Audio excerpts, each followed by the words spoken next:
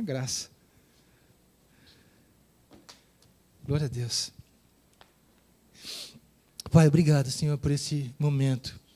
Momento em que nós viemos aqui, Senhor, e o Senhor sempre supre, Senhor, sempre alimenta os teus.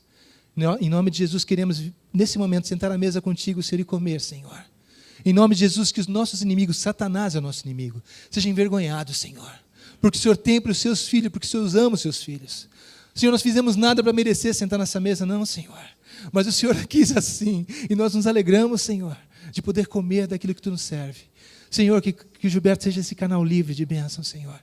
E seja, Senhor, alegrado no coração, suprido, Senhor, na alegria de fazer, Senhor, aquilo que o Senhor inspira, aquilo que o Senhor capacita. Repreendemos toda a ação de Satanás contra a palavra. Queremos a nossa mente cativa, Senhor, à cruz de Cristo, focado, Senhor, na mensagem do Evangelho, Senhor. Que ninguém, Senhor, nada, Senhor, roube no Senhor um segundo da Tua presença. Em nome de Jesus, faz, Senhor, conforme a Tua vontade. Essa é a nossa alegria, Pai. Amém, Senhor.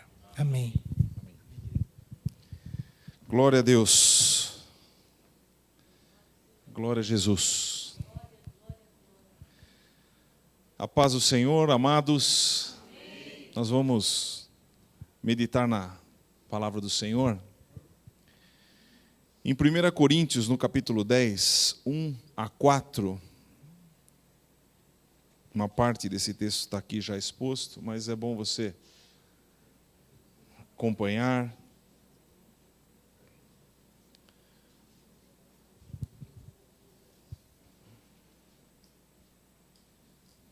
Primeira Coríntios capítulo 10,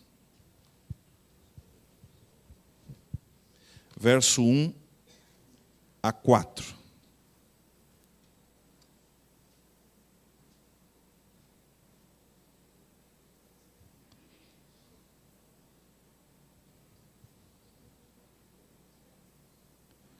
Diz assim, o assunto de hoje é a rocha. A rocha. Ora, irmãos, não quero que ignoreis que os nossos pais estiveram todos debaixo da nuvem, e todos passaram pelo mar, e todos foram batizados em Moisés na nuvem e no mar. E todos comeram de uma mesma comida espiritual, e beberam todos de uma mesma bebida espiritual, porque bebiam da pedra espiritual que os seguia, e a pedra era Cristo. Paulo está falando sobre as figuras do Velho Testamento. Nos versos posteriores, verso 6, verso 10, ele fala, essas coisas foram-nos feitas em figura. Por que ele está dizendo isso?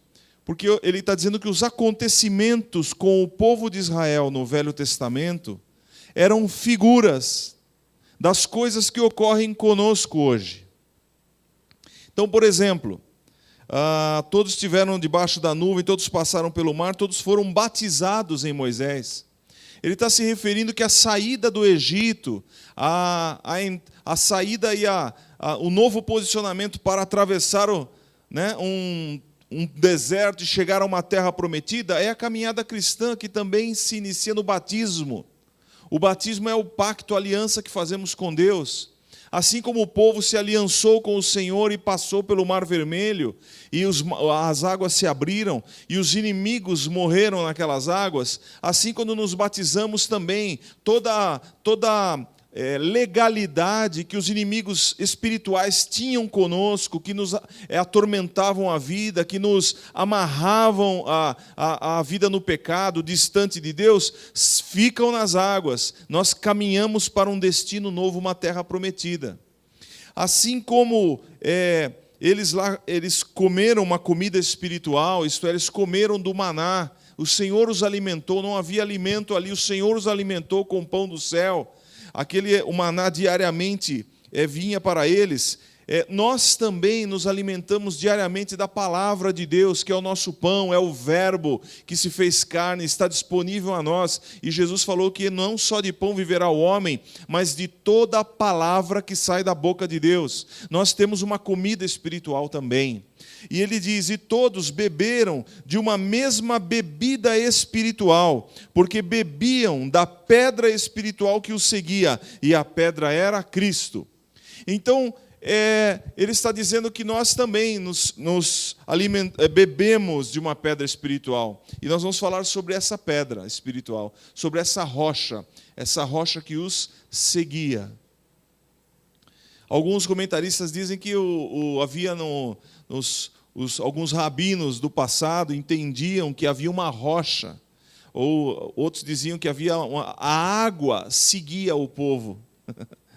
A água seguia o povo de Israel no deserto, como se as necessidades seguissem o povo para serem supridos, o povo seria suprido. Aqui Paulo é muito claro em dizer que a pedra era Cristo, uma pedra espiritual. E houve acontecimentos a respeito da rocha no Velho Testamento, e isso eu gostaria de explorar com vocês hoje. No Antigo Testamento, rocha, pedra, tem um significado forte para nós. Em Isaías 32, por exemplo, no verso 2, está escrito que simboliza segurança, é um lugar de refúgio, uma defesa. Então, se nós abrirmos aí, Isaías, vamos abrir alguns textos rapidamente. Isaías 32, no verso 2, diz assim: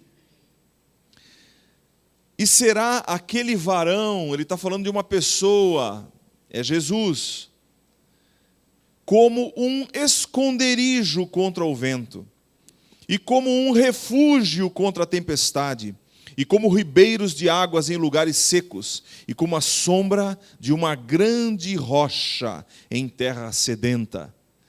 Simplesmente a descrição aqui indica que é um lugar de segurança. No Velho Testamento tem essa ideia, Isaías 33, no verso 16. Isaías 33, 16. Este habitará nas alturas, as fortalezas das rochas serão o seu alto refúgio, o seu pão lhe será dado e as suas águas serão certas. Falando de alguém abençoado, é aquele que habita em fortalezas das rochas. Aliás, toda aquela região da Palestina tem muita rocha. Tem nomes ali, tem, aliás, uma cidade ali da região chamada Petra. Ela foi construída na rocha.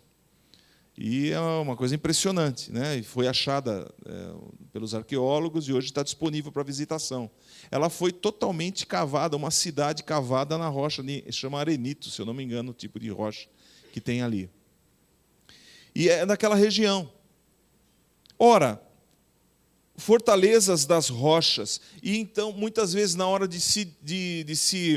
quando o povo de Israel se acampava no deserto e tudo mais, escolhiam os lugares rochosos para poder ter segurança, para poder se esconder. Então ele está falando de algo também geográfico, da situação, da circunstância. Rocha, as referências de rocha no Antigo Testamento significam fortaleza, lugar de segurança. E Salmo 40, no verso 2, também fala de um lugar inabalável. O Salmo 40, no verso 2.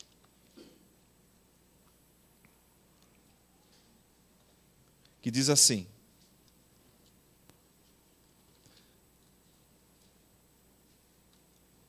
aliás, o Salmo 40 é famoso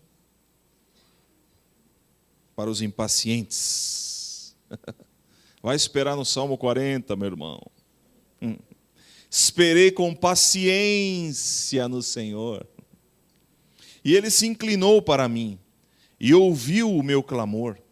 Tirou-me de um lago horrível, de um charco de lodo, e pôs os meus pés sobre uma rocha. Firmou os meus passos. E pôs um novo cântico na minha boca.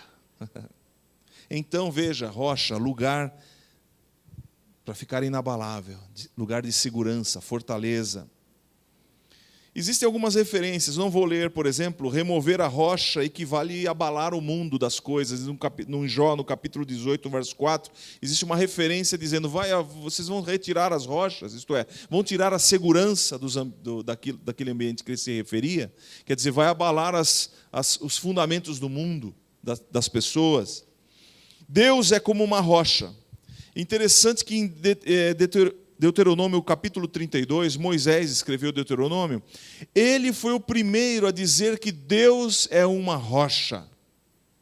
E ele usa esse termo e usa essa ideia várias vezes, em vários versículos. E queria que você acompanhasse, Deuteronômio 32, no verso 4 em diante. Veja só que interessante, Deuteronômio 32, vamos ler, é o cântico de Moisés, o último cântico de Moisés. E ele dá ênfase a Deus como uma rocha. O verso 1 diz assim, inclinai os ouvidos, ó céus, e falarei, e ouça a terra as palavras da minha boca, goteje a minha doutrina como chuva, destile meu dito como orvalho, como chuvisco sobre a erva, como gotas de água sobre a relva, porque apregoarei o nome do Senhor, dai grandeza ao nosso Deus. Olha o verso 4. Ele é a rocha, cuja obra é perfeita, porque todos os seus caminhos juízos são. Deus é a verdade, e não há nele injustiça, justo e reto é. Deus é a rocha. Olha o verso 13 também. Ele o fez cavalgar sobre as alturas da terra e comer as novidades do campo. E o fez chupar mel da rocha e azeite da dura pederneira. Sair mel da rocha, azeite de uma pederneira, de uma pedra. O Senhor fez isso para com o povo de Israel. Ele está dizendo assim, olha, houve sustento quando havia crise. Então, o verso 15 também, e engordando-se Jesurum, deu coices, engordaste, ele está contando a história do povo naquele tempo, tá? Por isso que você vai encontrar reprovações e apoio. Jesurum é o nome do povo de Israel também. Deu coices, engordaste, engrossaste-te, e de gordura te cobriste, e deixou a Deus que o fez, e desprezou a rocha da sua salvação. E não acaba aí. Verso 18, 30, 18. Esqueceste-te da rocha que te gerou, e em esquecimento puseste o Deus que te formou. Verso 30 e 31. E como pode ser que um só perseguisse 1.000 e 2 fizessem fugir 10.000, se a sua rocha os não vendera e o Senhor não os entregara? Então ele está dizendo, quando eles se apartaram de Deus, Deus não esteve com eles, eles tiveram que fugir. Ainda que eram muitos, tiveram que fugir de poucos. Por quê? Porque não estavam protegidos na rocha. No verso 31, porque a sua rocha não é como a nossa rocha. Olha que interessante. A rocha daqueles povos, com letra minúscula, não é como a nossa rocha, com letra maiúscula. Sendo até os nossos inimigos juízes disso. Quer dizer, os povos daquela terra reconheciam, eles servem a um Deus poderoso, um Deus que dá vitórias em suas mãos. Esse é o seu Deus, meu irmão. Você que confia nele. E o verso 37 também. Então dirá, onde estão os seus deuses, a rocha em quem confiavam? Então Deus aqui, Moisés diz que Deus é a nossa rocha. Ele diz para o povo de Israel. E compara Deus a uma rocha, um lugar de segurança, um lugar de refúgio, um lugar onde a gente pode ficar inabalável. Muito bem, mas há umas referências no Velho Testamento de uma rocha que iria ser rejeitada. Uma rocha que iria ser rejeitada pelos edificadores do templo. Por exemplo, Isaías, no capítulo 8, no verso 14. Isaías 8, 14.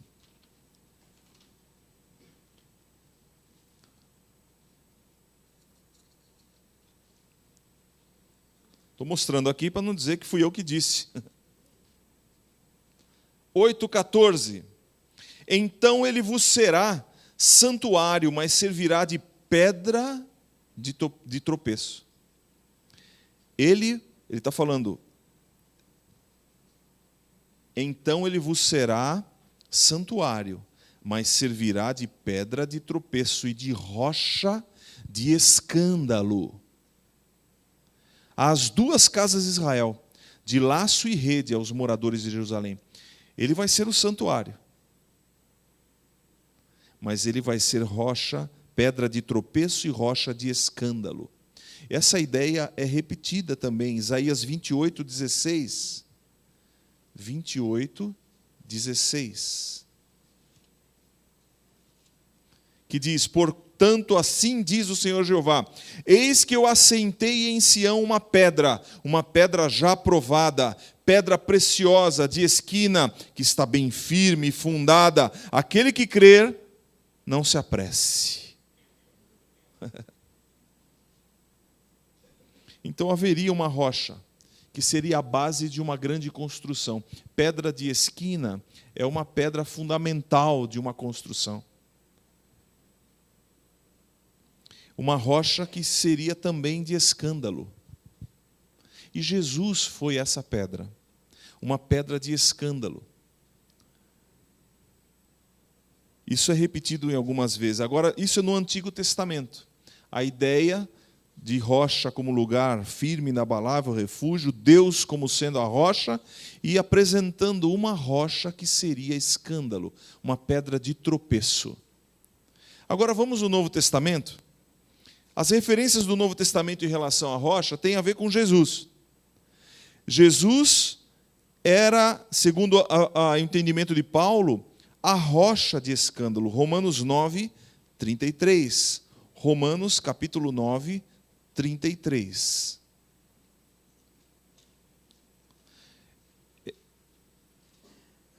É a primeira, o primeiro, assim, é isso aí. Primeiro, Romanos 9, 33. Como está escrito, olha aqui, verso 31, só para ter ideia do contexto. Mas Israel buscava a lei da justiça, não chegou à lei da justiça. Israel que buscava a lei da justiça não chegou à lei da justiça. Por quê? Porque não foi pela fé, mas como que pelas obras da lei. Tropeçaram na pedra de tropeço. Como está escrito, eis que eu ponho em Sião uma pedra de tropeço e uma rocha de escândalo, e todo aquele que crer nela não será confundido. Então veja só, 1 Pedro 2,6. 1 Pedro 2,6. Para Pedro também, essa rocha. Pedro, aliás, teve uma percepção clara de quem era Jesus. A revelação que ele recebeu de Deus foi para mostrar que Jesus era o Cristo. Então, 1 Pedro capítulo 2, no verso 6, está escrito assim,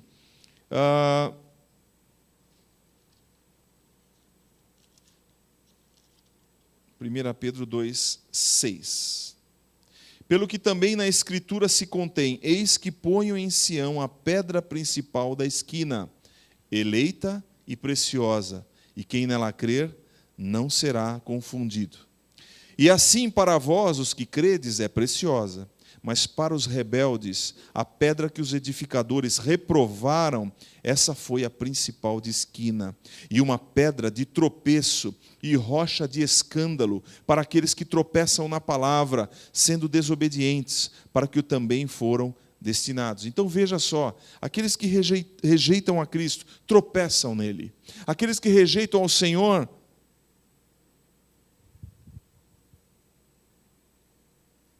não poderão encontrar refúgio. É isso que, no fundo, está sendo dito. Eu vou voltar a esse texto daqui a pouco. Para Pedro, ficou claro também. Para Paulo, Jesus já era rocha, semelhante à do Velho Testamento. Para Pedro também. Um dia Jesus chegou a esse texto que está abaixo, Mateus 16, capítulo 18. Jesus chegou e falou assim, o que os homens dizem a meu respeito? Em outras palavras.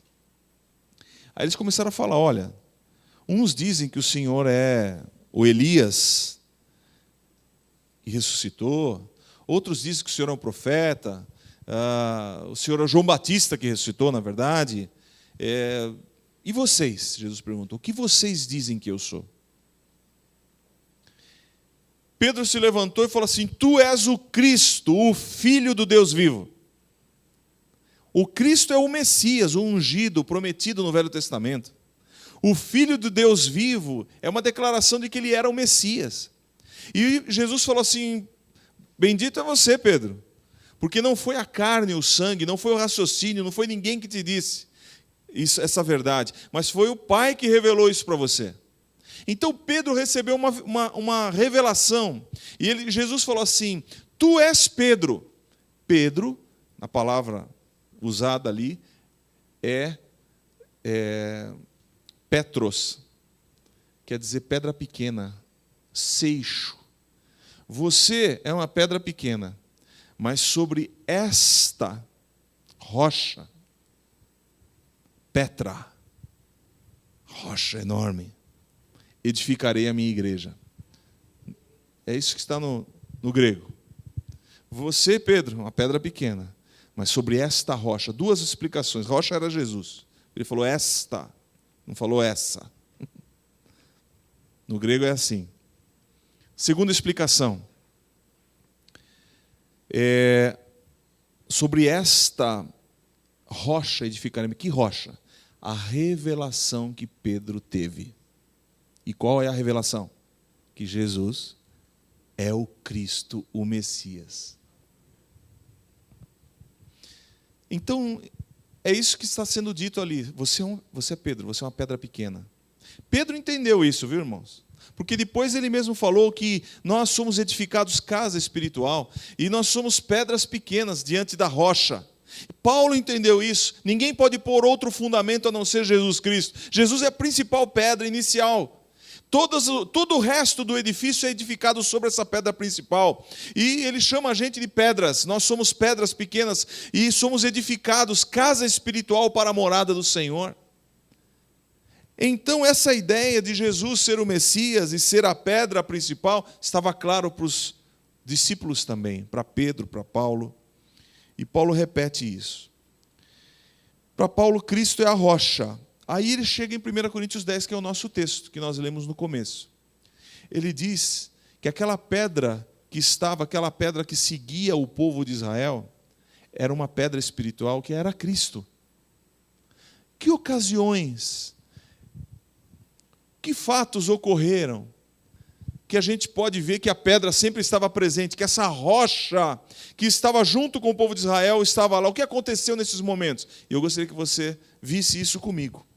A primeira vez que eu gostaria de destacar, primeiro caso, foi quando o povo ficou com sede no deserto. Eles saíram de Israel, andaram pelo deserto, e quando chegou aqui, em Êxodo, no capítulo 17, no verso 6, o povo foi reclamar. Só que a reclamação do povo não era uma reclamaçãozinha assim, de leve.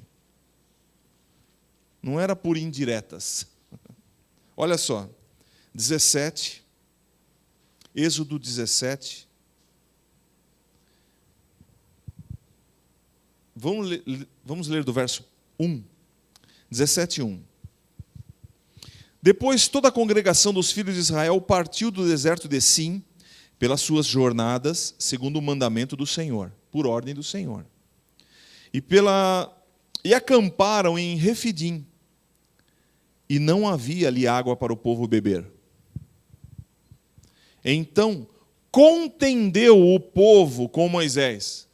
O povo não chegou lá para falar, Moisés, olha, nós procuramos aqui e não encontramos água, Moisés. A gente precisa de água, o povo precisa de água, precisamos de água para os animais, precisamos de água fundamental. Moisés, e agora? O que nós vamos fazer? Não, o povo chegou lá, Moisés, você trouxe aqui para a gente morrer. Estamos morrendo de sede aqui, você trouxe a gente até aqui. Você é o culpado disso. É contenda, murmuração, contenda, a briga feia. E olha só o que Moisés sentiu. Moisés, ao invés de devolver na mesma moeda, Aliás, o povo pediu: dá-nos água para beber. E Moisés lhes disse: por que contendeis comigo? Por que tentais ao Senhor? Deus está dirigindo a gente. Por que vocês estão fazendo isso comigo? Vocês não estão acreditando que Deus está nos conduzindo? Com tudo que aconteceu, já não dá para ver que Deus está conduzindo a gente? Estou trazendo outras palavras aqui para o Moisés. Por que tentais ao Senhor? Isto é, por que vocês estão duvidando de Deus, achando que Deus não vai fazer as coisas que precisam ser feitas? Verso 3: tendo, pois, ali o povo sede de água, e o povo murmurou contra Moisés e disse: porque nos fizeste subir do Egito para nos matares de sede, a nós e aos nossos filhos e ao nosso gado? Clamou Moisés ao Senhor. Não tem melhor coisa a fazer do que clamar. Não precisa devolver na mesma moeda, não. Estão contendendo com você? Clame ao Senhor. E ele disse: que farei a este povo? Daqui a pouco me apedrejarão. Então disse o Senhor a Moisés: passa diante do povo, toma contigo alguns dos anciãos de Israel, e toma na tua mão a tua vara, com que feriste o rio, e vai. E eis que eu estarei ali diante de ti, sobre a rocha em Horebe. E tu ferirás a rocha, e dela sairão águas, e o povo beberá. E Moisés assim o fez diante dos olhos dos anciãos de Israel. E chamou o nome daquele lugar Massá e Meribá, por causa da contenda dos filhos de Israel, e porque tentaram ao Senhor, dizendo: está o Senhor no meio de nós ou não? Olha só. Então veja, essa questão de tentar a Deus, era dizer assim: Deus está conosco ou não? Não, acho que Deus não está conosco não. Você que trouxe a gente aqui para esse lugar horrível. Então, a contenda e a situação é essa. Então, irmãos, quis mostrar para vocês, sabe por quê? Deus falou que a rocha deveria ser ferida com aquela vara. Então, a primeira vez, para beber água da rocha, para beber água, deveria-se ir até a rocha onde Deus estava sobre ela e ferir aquela rocha. E dali sairiam as águas. E de fato saiu. Mas sabe o que significa essa rocha no hebraico? Essa palavra rocha, e essa que está sendo tratada aqui, rocha no hebraico, tsur, quer dizer rocha baixa, penhasco ou laje de pedra. Vem da raiz, não vou nem falar a palavra no hebraico, não conheço o hebraico, mas não falo hebraico. Mas aqui diz atar, amarrar, sitiar, né? Cercar. É da mesma raiz, essa palavra rocha, vem da raiz confinar, apertar, demonstrar hostilidade, ser um adversário, tratar como inimigo. Deus estava dizendo assim: você vai até lá naquela rocha e você vai tratá-la como um inimigo. A raiz da palavra era isso.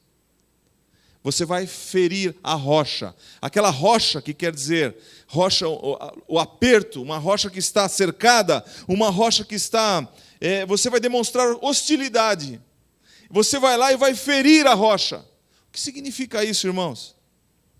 Significa simplesmente, aquela rocha, Paulo falou, era Jesus. A rocha que é Jesus, para que nós pudéssemos beber das águas espirituais, Jesus teve que ser ferido, teve que ser cercado, teve que ser atado, confinado, apertado, teve que sofrer hostilidade, teve que ser como um adversário, teve que ser tratado como inimigo, irmãos. Jesus teve que ser tratado como inimigo meu, seu. Teve que ser ferido na cruz, morto, para que dele pudesse jorrar água em abundância para nós hoje. Esse é o significado. Se Paulo falou que aquela rocha era Jesus, naquele momento em que Moisés feriu a rocha para que a água saísse, ele estava dizendo, é uma figura do sofrimento de Cristo no futuro. Uma rocha que deveria ser ferida para que as águas viessem até o povo e matasse a sede. Olha que coisa. Então a primeira figura aqui, primeira situação é a rocha ferida, onde o próprio Senhor disse para Moisés ferir a rocha. Veio de Deus.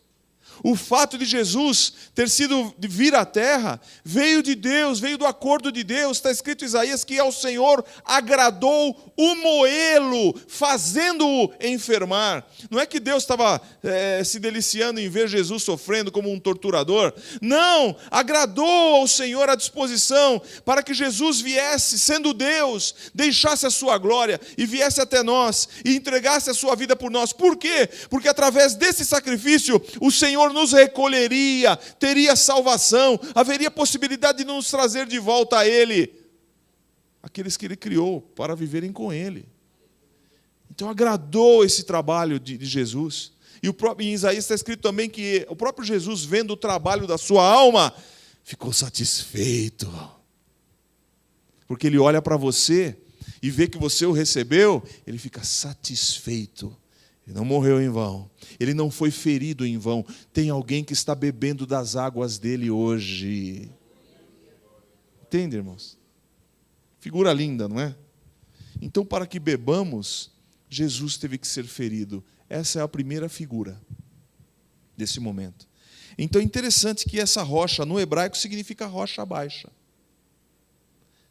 Está significando o quê? Representa o Cristo abatido.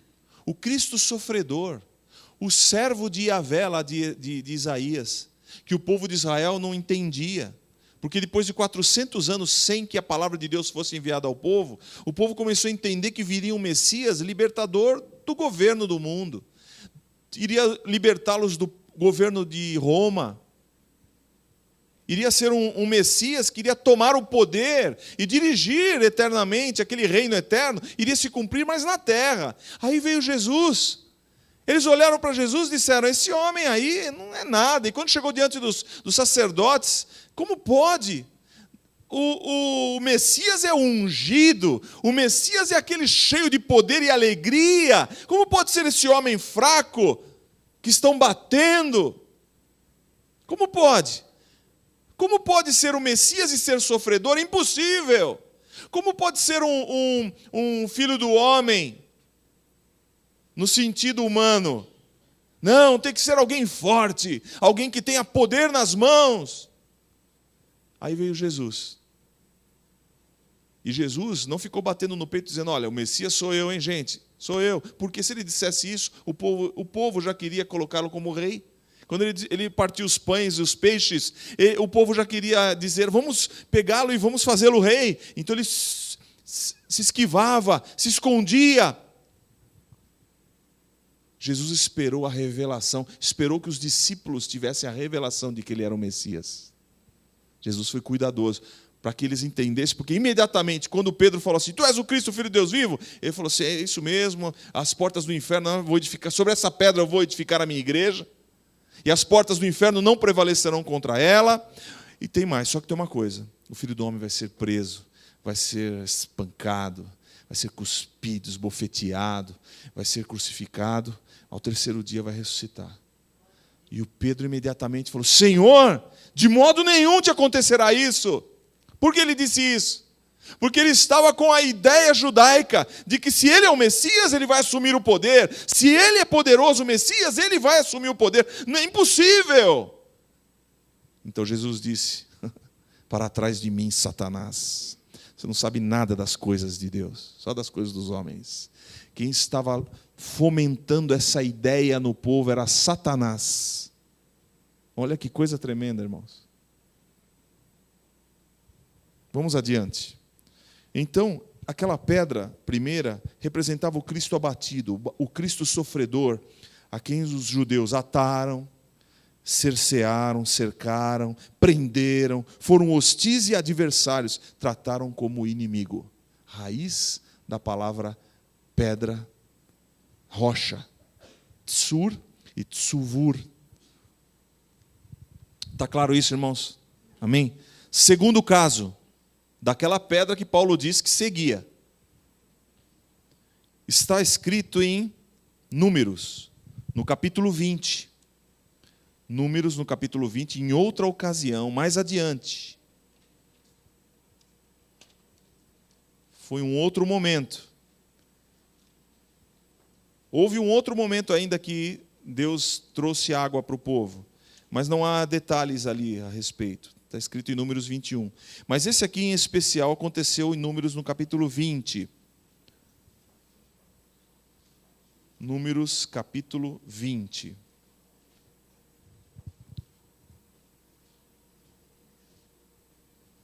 Olha só.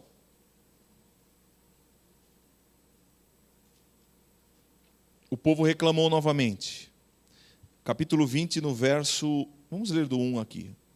Chegando os filhos de Israel, toda a congregação ao deserto de Zim, no mês 1º, o povo ficou em Cádiz. E Miriam, a irmã de Moisés, morreu ali, e ali foi sepultada. E não havia água para a congregação, então se congregaram contra Moisés e contra Arão. O povo não era fácil. E o povo contendeu com Moisés e falaram, dizendo: antes tivéssemos expirado ou morrido, quando expiraram nossos irmãos perante o Senhor. E por que trouxesse a congregação do Senhor a este deserto, para que morramos ali, nós e os nossos animais?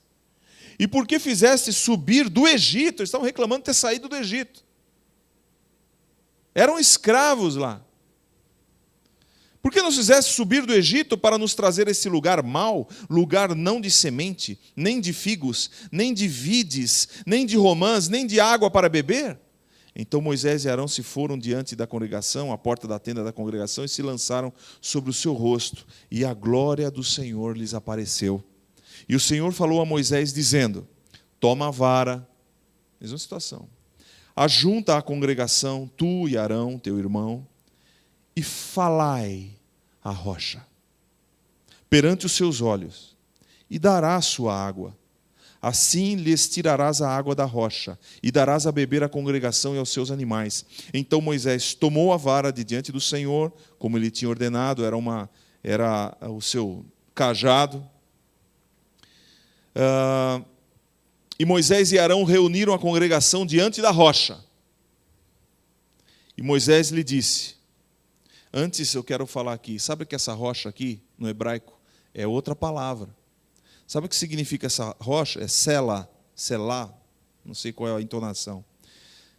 Significa não laje plana, não rocha pequena. Significa rocha elevada. Rochedo, fortaleza, lugar de segurança.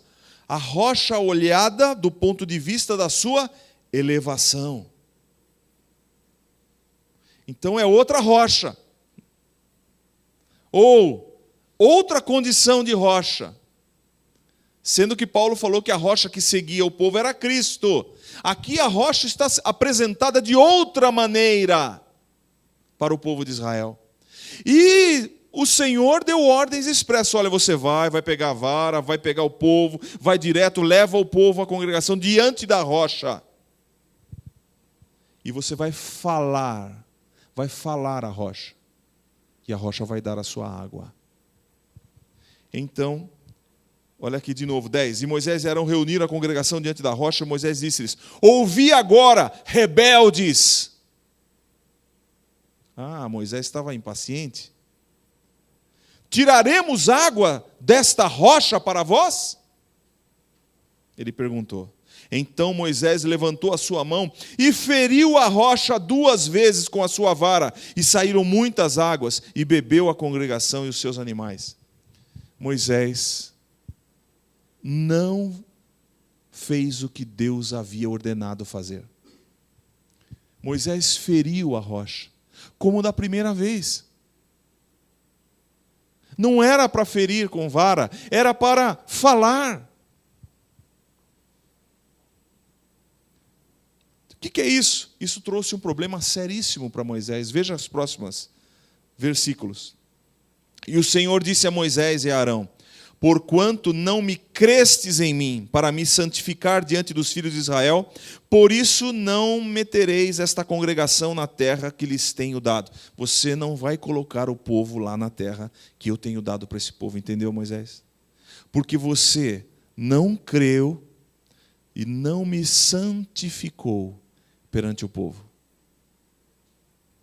Isso é sério. Deus deu ordens expressas. Fale. E sabe que isso é tão triste, irmãos? Não vai dar para ler todos os textos. Porque o tempo passou, Moisés foi levando o povo. Quando chegou na beira ali da terra prometida, o povo estava se armando para entrar. É ali a nossa terra? É. Aí Moisés falou com Deus: Senhor, deixa eu entrar. Eu gostaria de entrar, Senhor. O Senhor sabe as dificuldades. Por favor, Senhor, deixa eu entrar. E Deus falou: não, Moisés.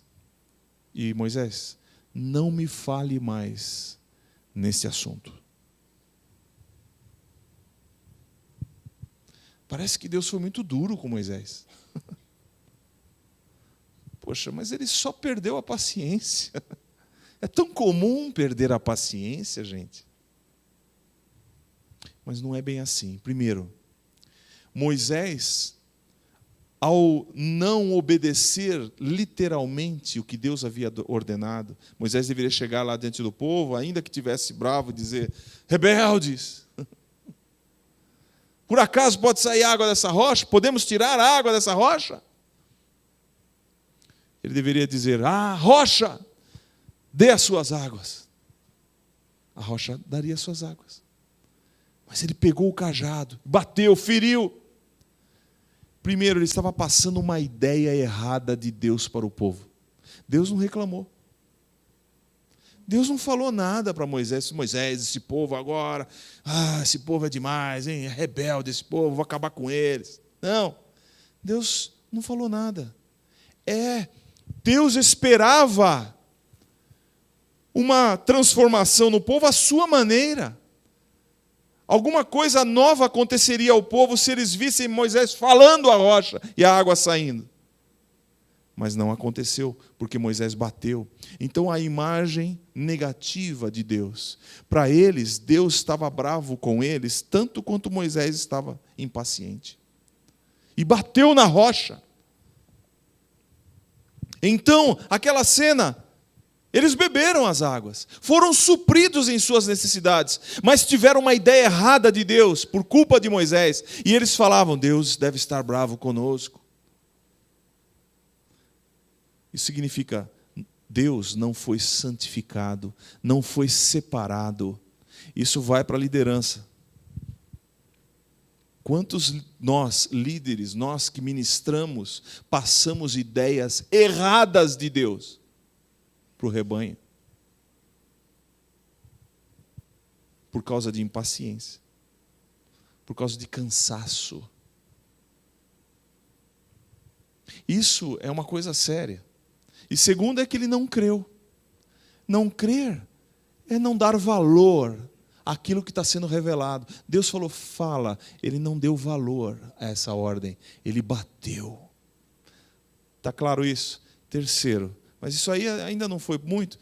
Ele estava ferindo novamente a rocha que figura Cristo. E o sacrifício de Cristo é único. Jesus não vai morrer novamente. Ninguém precisa fazer sacrifícios contínuos para estar diante de Deus. E esse é o assunto de Hebreus, no capítulo 6. Não vou me alongar, só vou pincelar aqui. Porque lá diz, em Hebreus, no capítulo 6, no verso 4 a 6, fala que é impossível aqueles que já foram iluminados, provaram o dom celestial, se tornaram participantes do Espírito Santo, provaram a boa palavra de Deus e as virtudes do século futuro e recaíram, sejam outra vez renovados para arrependimento. Pois assim quanto a eles, de novo crucificam o Filho de Deus, estão crucificando de novo a Jesus. Existem inúmeras interpretações a respeito desse texto, mas eu fiquei com uma que eu gostei, que é uma interpretação judaica. Aliás, o texto, todos os capítulos posteriores explicam que Ele está referindo-se ao sacrifício, que Jesus é o sacrifício perfeito nesse texto. Então, o que eu entendo nesse texto, e que outros entendem também? Que, quando de novo crucifica o Filho de Deus, aqueles que recaíram são aqueles que não creem, começam a duvidar de que o sacrifício de Jesus é suficiente para se chegar a Deus. Esse é o caso dos hebreus. O livro de Hebreus foi escrito para os judeus. Os judeus tinham crises, porque eles tinham que parar, se recebessem a Cristo, eles teriam que parar de fazer os sacrifícios. E como é que eles iam se achegar a Deus sem sacrifícios de animais que há séculos se fazia? Será que o sacrifício de Cristo é suficiente para me chegar a Deus? Então eles estavam lá sendo cristãos e receberam a Cristo, provaram dos dons celestiais e tudo, e depois começaram a voltar e começaram a não crer mais que aquele sacrifício de Jesus fosse suficiente. Começaram provavelmente, segundo alguns, a voltar a manter os sacrifícios de animais também. Por quê? Porque o sacrifício de Jesus não é suficiente. Então eles recaíram, estão crucificando de novo a Jesus. E é impossível, porque o sacrifício de Cristo é perfeito, é suficiente. Não há nenhum pecado que não possa ser perdoado. O sacrifício de Jesus é único e vale para toda a humanidade. Ainda que você pecasse toda a sua vida, o sacrifício de Cristo é suficiente para você, com todo o pecado, mais os pecados de todas as pessoas da humanidade. Ele é suficiente. Uma vez só ele morreu, suficiente. Mas quando começa-se a desprezar o sacrifício de Jesus e querer outros tipos de sacrifícios para se chegar a Deus, principalmente de quem já teve experiência com o Senhor na sua glória, está rejeitando. E para esse não há mais arrependimento. Então não é uma coisa tão simples. Porém, eu estou falando isso por quê? Porque Moisés bateu na rocha pela segunda vez. E Deus tinha que deixar muito claro, olha, essa rocha só vai ser ferida uma vez. Está entendendo, Moisés? E agora? Os que não creem, hoje, desprezam o sacrifício de Jesus. Mas, para se apresentar a seu Deus, vão buscar outros sacrifícios. Porque a necessidade da divindade é de todos. E muitos fazem outros tipos de sacrifícios, achando que o sacrifício de Jesus não é suficiente. Não, saiba que o sacrifício de Jesus é suficiente. Então, para que bebamos das águas do Senhor, basta ir hoje a Jesus e pedir. Está com necessidades na sua vida, necessidade na sua vida espiritual, está precisando de colocar em ordem seus sentimentos, suas emoções, está precisando descobrir o propósito de Deus na sua vida, está numa situação que você tem sede, vá a Jesus e peça. Não precisa crucificá-lo novamente. O sacrifício dele lá atrás já é suficiente para hoje. Peça, clame ao Senhor. Jesus disse, aquele que vem a mim, de maneira nenhuma o lançarei fora. Basta ir a Jesus, pedir, clamar. E já que a rocha é a mesma, Deus dizia no Velho Testamento também, clama a mim, disse para Jeremias, e responder-te-ei, anunciar-te-ei coisas grandes e firmes que não sabes. Deus, basta clamar, e o Senhor Jesus vai dar água em abundância para você. Jesus falou, quem tem sede, vem a mim e beba. Do seu interior, rios de água viva fluirão do seu ventre. Ele não vai só matar a sua sede, Ele vai implantar a fonte dele no teu coração, para que você tenha em abundância. Esse é o Jesus, essa é a rocha. Não precisa ferir de novo, não precisa fazer sacrifícios de novo, não precisa desprezar a ferida anterior que ele recebeu no passado. Você precisa crer. Moisés, naquele instante, não creu. Sabe, irmãos, a incredulidade ela é como um cupinzinho aí. Vai corroendo. E quando você percebe, já furou, já foi longe. nós facilmente descremos, não acreditamos no que Deus pode fazer na vida das pessoas. Desprezamos o que Deus faz na salvação na vida das pessoas. Eu já não sei se contei aqui, um irmão chegou para mim, falou: pastor, eu precisava de um Jeep na minha casa. Eu falei: por quê, irmão? Minha mãe precisa se converter, ela está morando comigo, a gente faz o Jeep e fala de Jesus para ela. Excelente ideia. Aí fui lá, fizemos, né, mastigadinho. Olha, isso aqui é Bíblia, a Bíblia é assim, digna de crédito e tal. Quem é Deus? Deus é esse, assim. O que Ele fez? Criou. Por que o mundo, se Ele criou tudo perfeito, bom, por que está do jeito que está? Por causa do pecado, por causa do rompimento do relacionamento com Deus. E a solução? Jesus. E o que eu tenho que fazer agora? Eu tenho que receber Jesus na minha vida. E quando chegou nesse dia, para não constrangê-la, é uma senhora muito pensadora, acompanhando quieta todas as aulas, anotando. E eu falei isso. Fulano, você já fez essa oração? Você já recebeu a Jesus na sua vida para ter uma comunhão com Deus? Já. Fulano, você já fez? Fulano, a senhora já fez? Ainda não. Vamos fazer juntos? A senhora gostaria de fazer? Sim, eu quero. Firme. Então nós vamos fazer. Oramos. Ela recebeu a Cristo na sua vida. E ela começou a ler a Bíblia e já abriu o sorriso, aquela rejeição, né, estranha, passou. E aí nós continuamos os estudos, íamos na casa, fazíamos louvor, cantávamos, estudava a Bíblia e tal. Que bênção. Um dia ele chegou para mim: sabe, pastor, eu estou meio triste. O que foi? Minha mãe vai até comigo à igreja, mas eu estou indo numa igreja aqui perto de casa, mas eu acho que ela não está convertida. Eu acho que ela não está ainda, sabe, os pensamentos dela ainda estão um pouco do jeito antigo. Eu falei: peraí, irmão. Você quer que ela seja perfeita agora?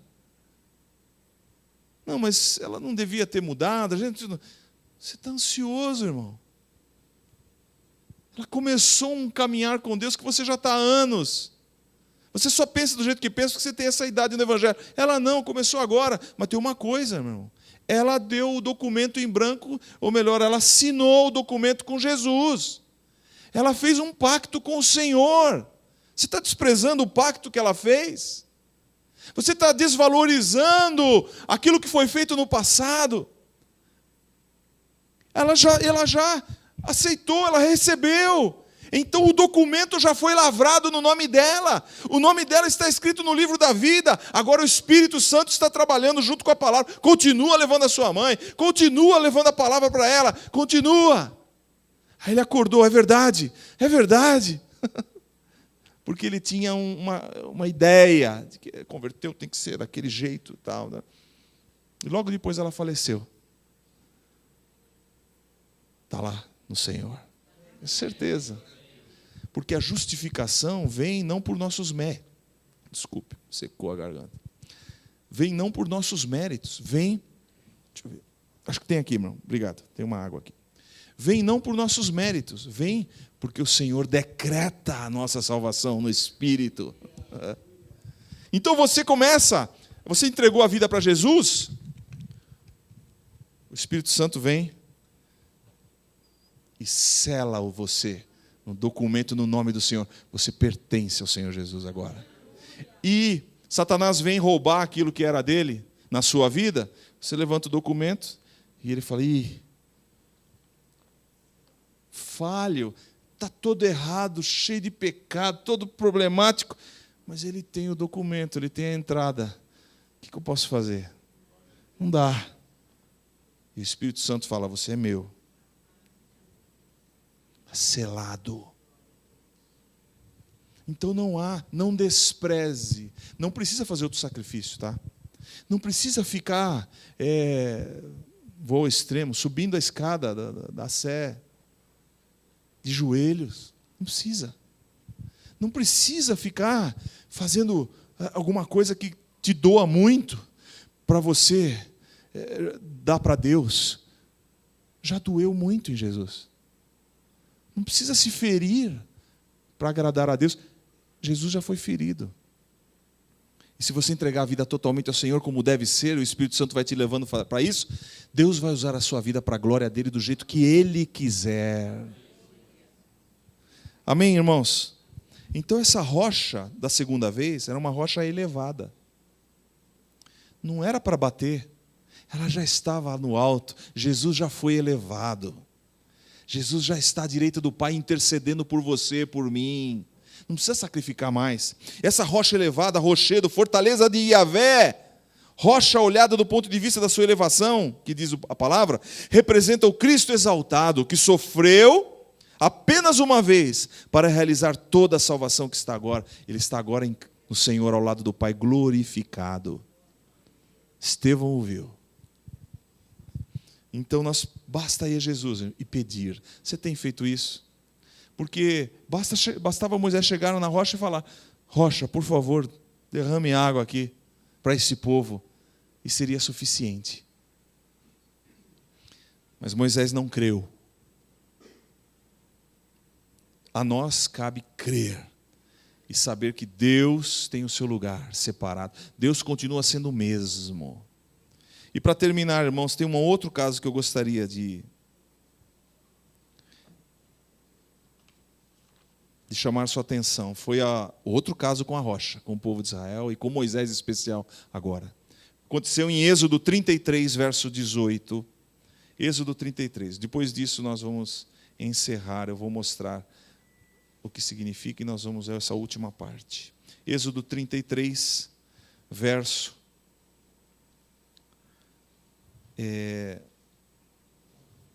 18. Moisés ficou interessado em conhecer a Deus mais de perto.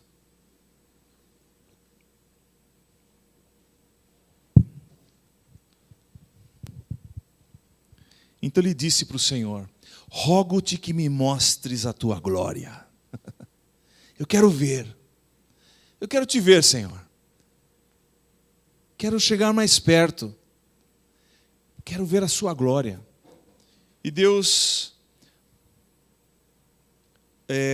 porém ele disse: eu farei passar toda a minha bondade por diante de ti, apregoarei o nome do Senhor diante de ti, terei misericórdia de quem eu tiver misericórdia, me compadecerei de quem me compadecer.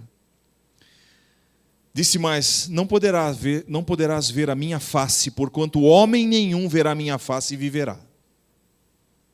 Disse mais o Senhor: eis aqui um lugar junto a mim. Ali te porás sobre a penha, sobre a rocha. Você vai subir a rocha. Um lugar junto a mim. E acontecerá que quando a minha glória passar, te porei numa fenda da penha, e te cobrirei com a minha mão, até que eu haja passado. Havendo eu tirado a minha mão, me verás pelas costas, mas a minha face não se verá. Experiência íntima de Moisés com Deus. E tinha a ver com a rocha. Moisés, eu quero te ver. Ninguém que veja a minha face permanece vivo, Moisés. Eu vou fazer o seguinte: vem até aqui a rocha, sobe na rocha. Quando eu for passar, eu vou te colocar na fenda da rocha, no vão da rocha. Eu vou te colocar escondido nela, vou pôr a minha mão sobre ela e vou passar. E depois que passar, eu retirarei a minha mão e você me verá pelas costas. Quer dizer, você vai ver só um pouquinho. O que você pode suportar. E assim foi. Moisés viu aquilo, já transformou Moisés. Ele viu um pouco da glória do Senhor pelas costas. Mas ele precisou ser guardado numa rocha fendida. Para poder suportar, ele precisava. A rocha que seguia era Cristo. Para poder enxergar a Deus, é necessário refugiar-se na rocha fendida, rachada, quebrada. Quando Jesus pegou e foi partir o pão da ceia, ele pegou o pão e o partiu e disse: esse é o meu corpo que é partido por vós, fendido por vós.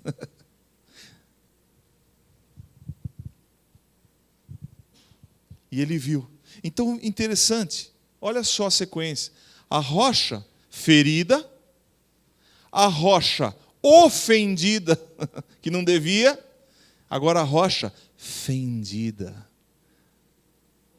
É a figura de uma rocha que foi quebrada, para que nós pudéssemos nos refugiar dentro dela e a partir dali chegar perto do Pai. Aleluia.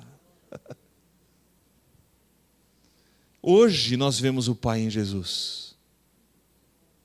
Jesus respondeu, o Filipe chegou para ele e falou: Senhor, mostra-nos o Pai, a gente vai ficar satisfeito. Se o Senhor mostrar o Pai para a gente fica satisfeito. E Jesus falou assim: você não me conhece, Filipe? Mesmo depois de eu ter estado com vocês durante tanto tempo, quem me vê, vê o Pai. Como você pode dizer, mostra-nos o Pai? Você não está reconhecendo, Filipe?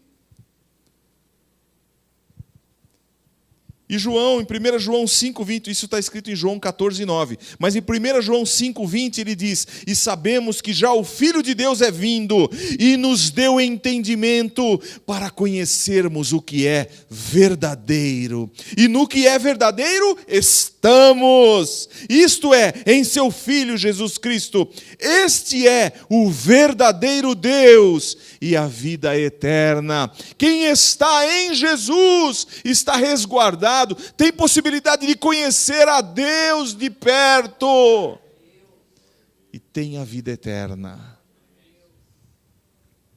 Então, quando Paulo diz que a pedra, a rocha que seguia o povo de Israel era Cristo, era isso que ele estava dizendo.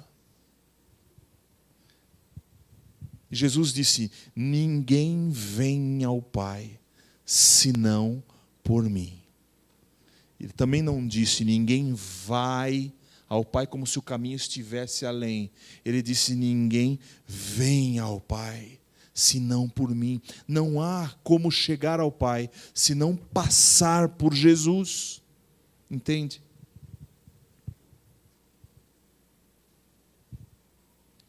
Através de Jesus conheço a Deus. Sabe, irmãos, essa fendida aí mexe um pouco mais comigo. Jesus se quebrou para ser um lugar de refúgio para nós. Isso tem a ver com o que Paulo fala em Filipenses no capítulo 2. Ele diz assim: que haja em vós o mesmo sentimento que houve em Cristo Jesus.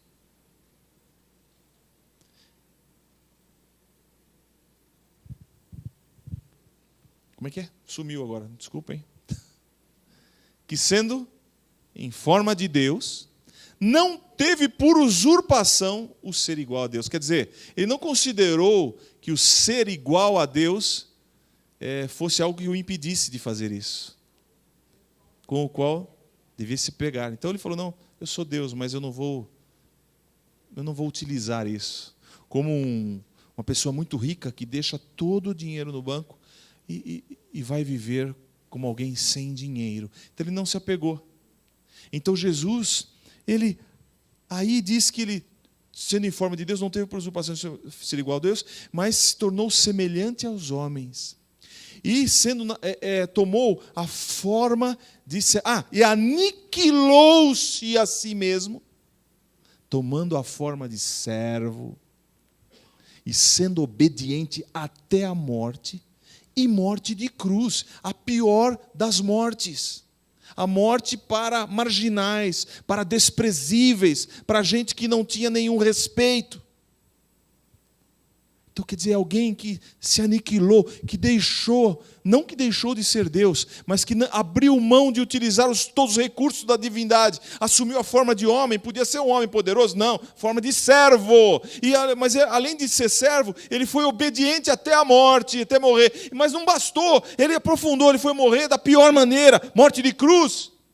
E se você continuar com a revelação de Paulo em outro lugar, diz que ele desceu até o inferno, até o lugar dos mortos. Aniquilou-se, rasgou-se, abriu-se para resgatar. Você, eu, estávamos destinados à morte. Com isso ele destruiu o diabo, aquele que tinha o império das trevas. Destruiu. Para nos livrar aqueles que estavam com medo da morte. Você não precisa ter medo da morte, meu irmão, porque agora, se está em Cristo, você tem vida e vida em abundância, vida eterna. Você está escondido na rocha.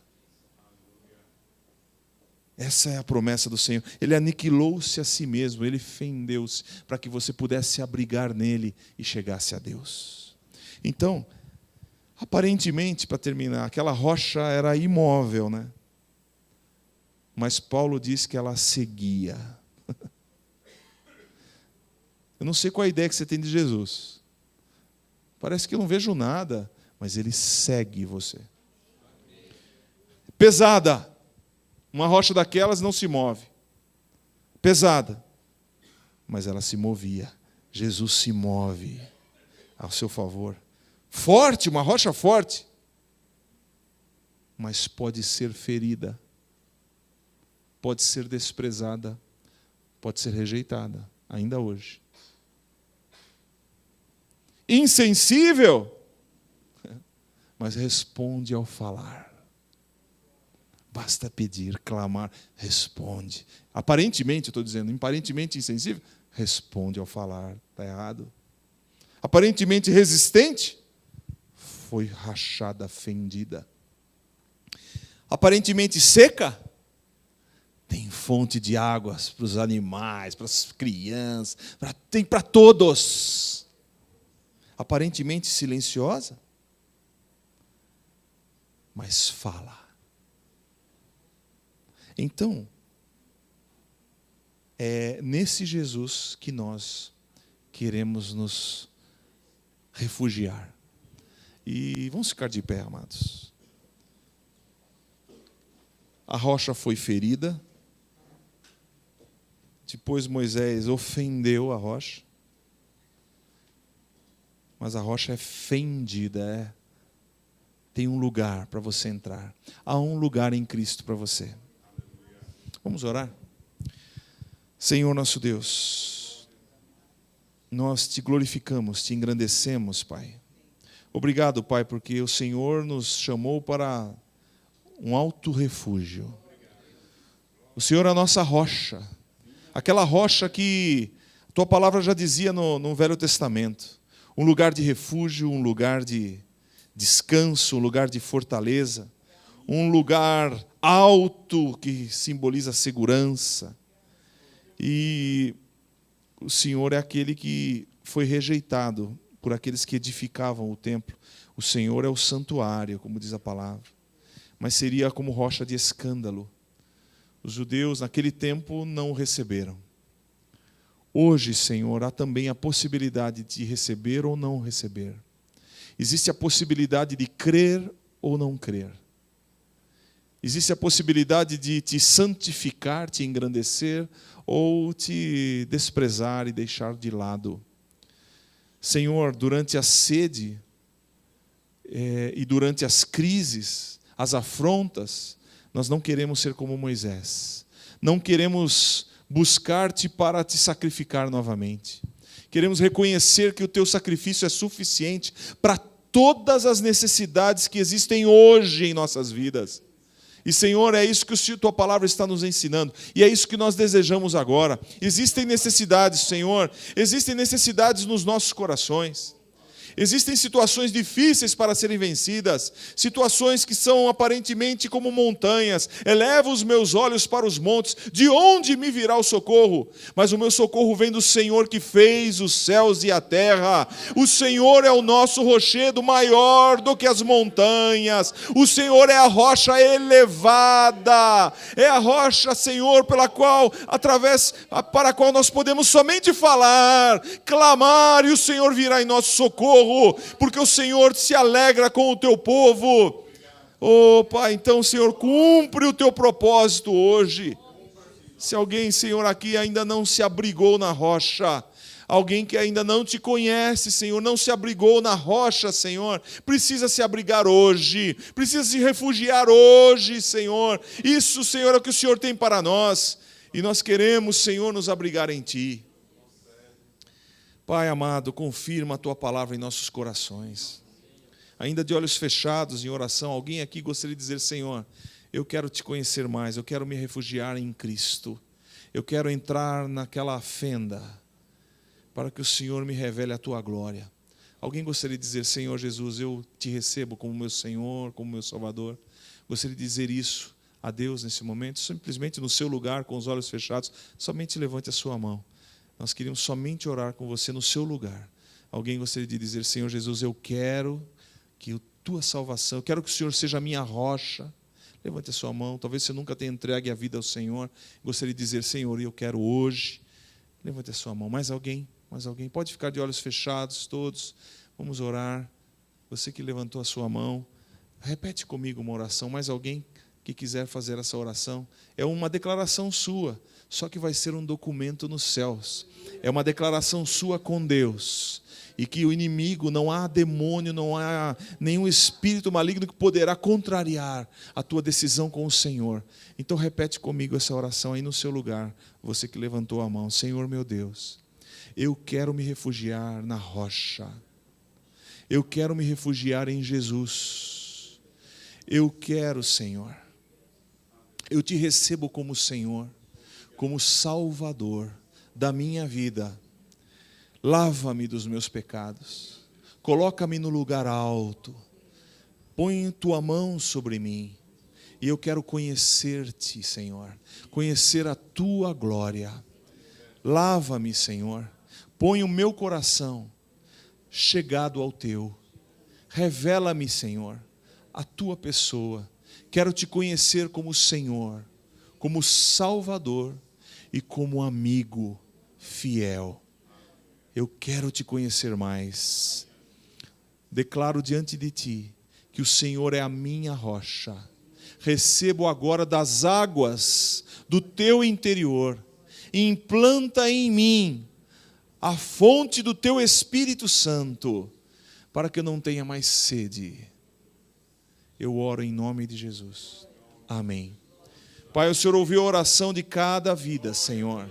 Ouviu a oração dos Teus filhos e filhas. Senhor, o Senhor conhece. Então, em nome de Jesus, nós requeremos essas vidas, Senhor, que se porventura estavam no reino das trevas, com direito legal das trevas, estão desautorizados agora em nome de Jesus e estão transportados para o Teu reino, o reino do Filho do Teu amor. Em nome de Jesus, nós os requeremos repletos de graça, de glória, que as águas do Senhor matem sua sede.